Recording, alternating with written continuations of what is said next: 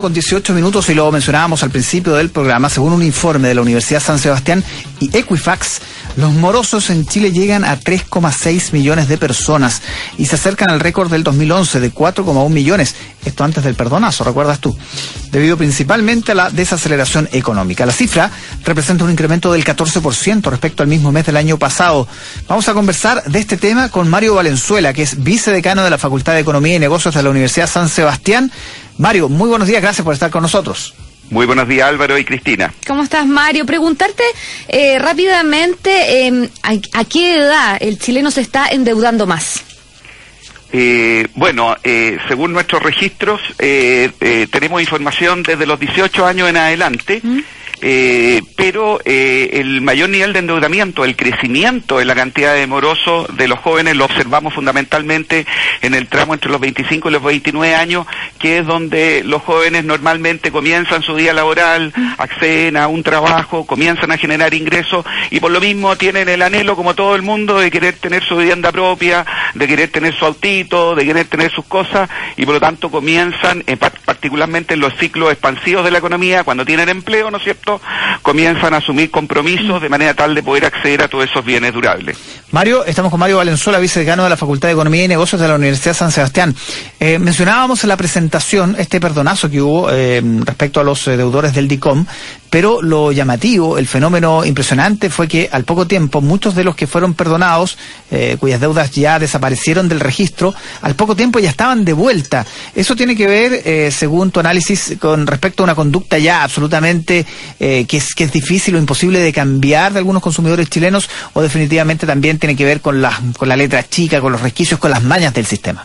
Álvaro, antes de responder quiero aclarar de que no fue lo que sucedió en febrero del 2012, no fue un perdonazo, fue un borronazo. Ya, un perdonazo, sí, efectivamente. Le permitió a 2,8 millones de personas, de esos 4,1 que existían en esa fecha, salir de los registros, eliminar esa información, de manera tal, y lo que se pretendía en el fondo era de que la gente pudiera lograr mayores posibilidades de empleo, dado que no aparecían en los registros comerciales. La información que tenemos hoy en día, que durante esa fecha, febrero 2012 a marzo del 2015, alrededor del 50% de ellos, en algún momento de la historia, ha reingresado y ha recaído nuevamente, ha reingresado en los registros de morosidad.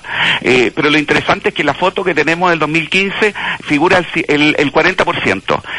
Indudablemente que una tasa elevada da cuenta de que efectivamente existen los problemas de morosidad, no son fáciles de subsanar, particularmente cuando las personas tienen niveles de morosidad elevados y tienen varias cuotas impagas.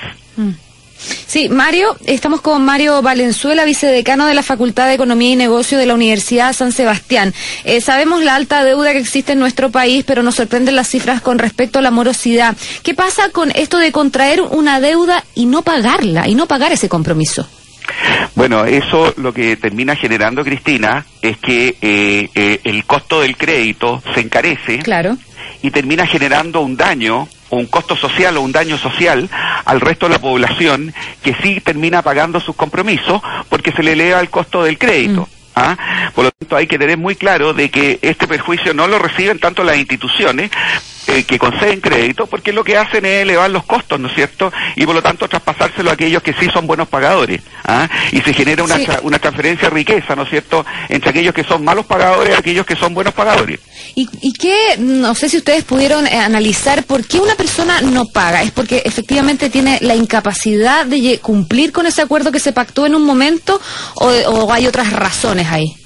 Mire, existen dos posibilidades, ¿no es cierto? Que la persona al momento de contraer esos compromisos gozaba de una buena situación económica, tenía un buen trabajo, ¿no es cierto?, etcétera, etcétera, etcétera, y por lo tanto en algún momento de esta desaceleración económica sufrió, ¿no es cierto?, los efectos de ella, quedó sin trabajo, que podría ser bien perfectamente un joven, ¿no es cierto?, o un adulto mayor, que son los que son más frágiles, o eventualmente una mujer, ¿no es cierto?, y por lo tanto su figura personal, ¿no es cierto?, sus flujos se vieron comprometidos y no pudo seguir cumpliendo con sus compromisos. Esa es una posibilidad. Sí. Y la segunda posibilidad es de que tanto la persona que asumió el compromiso como la institución, ¿no es cierto?, que concedió el préstamo, no hizo una debida evaluación, ¿no es cierto?, responsable de las condiciones, y por lo tanto la persona persona no tenía los flujos y por lo tanto no, desde el principio, ¿no es cierto?, se sabía que era muy difícil que pudiera pagar. Y eso ahí, ¿cómo apunta también a la responsabilidad de las instituciones financieras? Porque muchas veces hemos sabido que las personas firman un contrato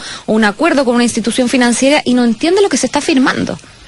Bueno, en el caso, quiero separar nosotros, la información que nos proporciona Equifax tiene dos componentes. Tiene el mercado del crédito formal, que son los bancos y las instituciones financieras, que son mucho más responsables, que representan tasas de morosidad de muchísimo más bajas a las que observamos en el país. Estamos hablando de tasas de morosidad del 4% contra tasas de morosidad del total de deudores, tanto en el sistema formal como informal de crédito, del orden del 34%. Quiero hacer esa distinción porque los bancos generalmente definen muy bien el perfil de riesgo de sus clientes y en función de eso otorgan crédito. Pero existen muchas otras instituciones, cooperativas, pequeñas y medianas empresas, personas, pequeños comercios, ¿no es cierto?, que también pueden informar problemas de morosidad frente a estos registros, que no necesariamente hacen la debida evaluación, ¿no es cierto?, de las condiciones de crédito. Y es justamente hacia allá. ¿Y las casas comerciales, disculpa Mario?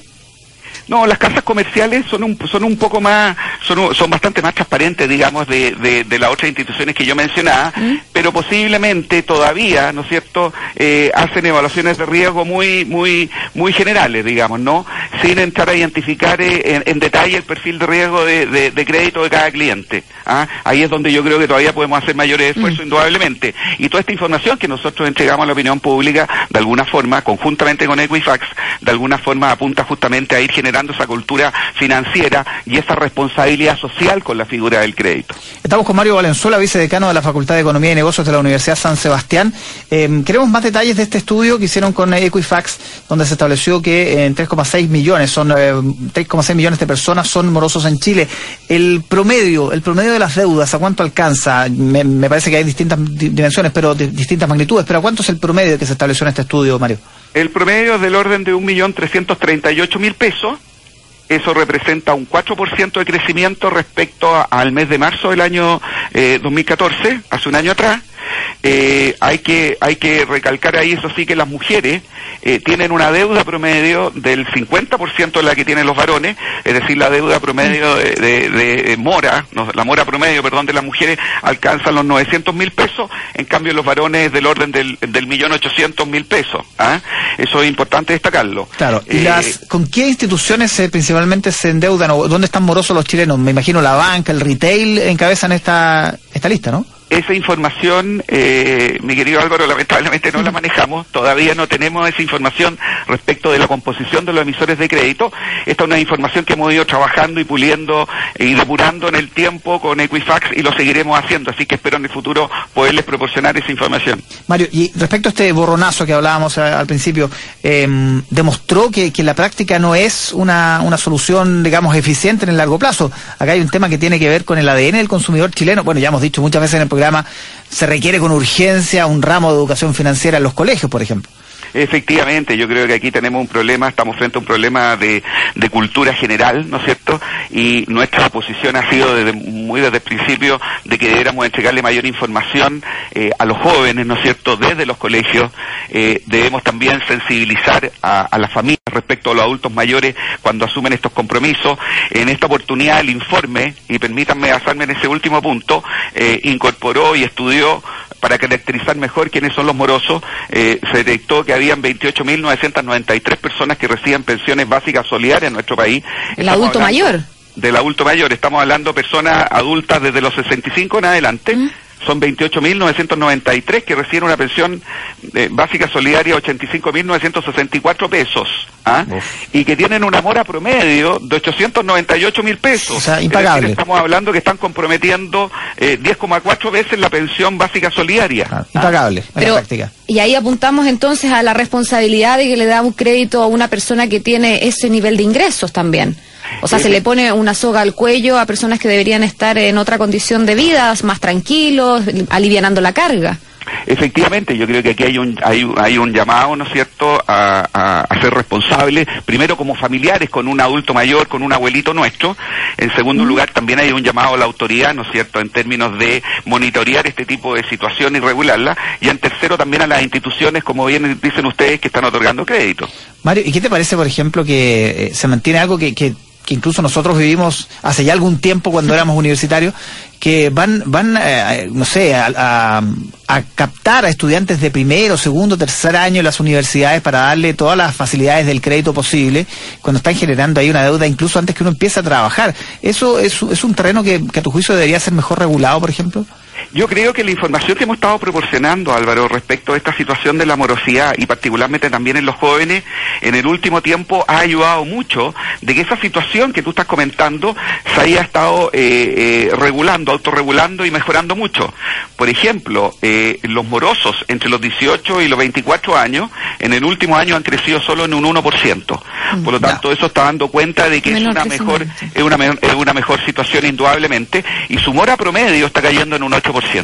Entonces la preocupación está mayormente puesta en los adultos mayores, en estas 28.000 personas que tú mencionabas. Está puesta entre los jóvenes entre 25 y 29 años, que era el primer grupo que comenté desde el principio de la entrevista. Sí. Está puesta también en los adultos mayores, y también está puesta de alguna forma en las mujeres, que a pesar de que tienen las mismas tasas de morosidad de los hombres y tienen un 50% del valor de la mora promedio de ellos, se ven enfrentados a condiciones laborales distintas a las de los varones. Claro, genera menos ingresos. A modo de ejemplo, claro, tienen una brecha salarial normalmente del 30%, ¿no es cierto?, inferior respecto a los varones, representan el 40% de la fuerza de trabajo contra el 60% de los hombres, y si uno mira, que son cifras distintas, o sí, mira el número de ocupados de mujeres, partido por el número de morosas mujeres, nos encontramos de que hay 1,8 mujeres ocupadas por cada una morosa.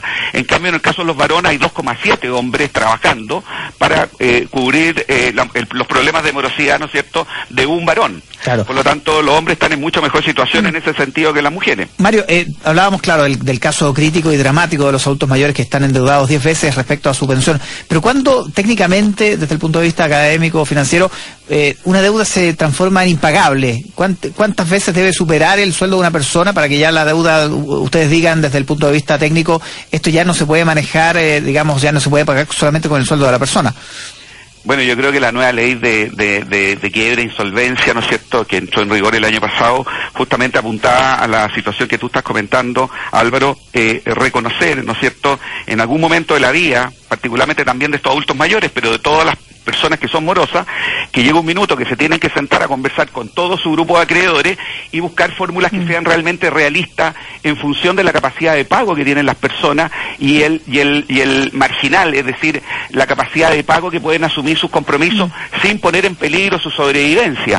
Y en ese sentido, yo no puedo decir cuántas veces es, porque habría que entrar a analizar cada situación, pero está claro que en esta cifra estamos detectando que hay un grupo importante de personas en nuestro país, jóvenes y también adultos mayores, ¿no es cierto?, que están en una situación donde posiblemente jamás van a poder lograr cumplir el 100% de estos compromisos de mora que tienen. Claro, y en ese sentido esta ley de quiebras personales, digamos, que hemos conocido en el último tiempo, ¿cuánto puede ayudar o de alguna manera se ha transformado en un salvavidas para muchas personas, me imagino?